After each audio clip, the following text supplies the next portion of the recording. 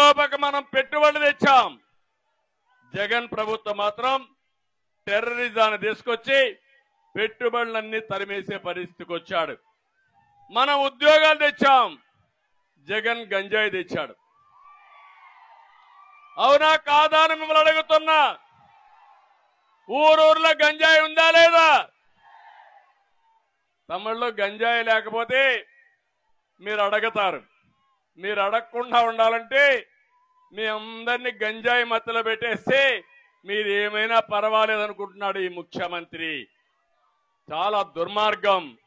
ఆ గంజాయి తప్పని నేను అడిగితే, తెలుగుదేశం పార్టీ అడిగితే, తెలుగుదేశం పార్టీ పైన దాడి చేసిన నీచులు ఈ వైఎస్ఆర్ కాంగ్రెస్ పార్టీ అని చెప్పి కూడా నేను మీకు తెలియజేస్తున్నా.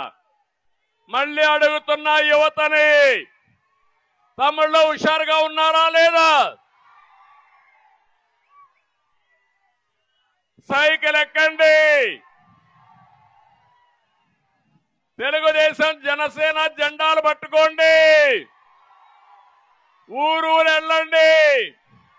ప్రజల్ని చైతన్యవంతులు చేయండి. మీ భవిష్యత్తుకు భరోసా నాదని మరొకసారి హామీ ఇస్తున్నా. సిద్ధమా అని మిమ్మల్ని అడుగుతున్నా. 100 రోజులు ఇంకా తగ్గింది. 3 నెలలు. రోజుకు 4-5 గంటలు మీరు పనిచేయండి.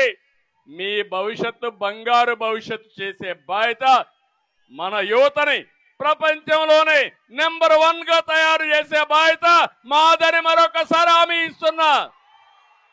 సిద్ధమా యువత అని అడుగుతున్నా. జాతికి పెద్ద ఆస్తి యువత. ఆ యువత కన్నెర్ర చేస్తే ఎవడూ బాగుపడడు.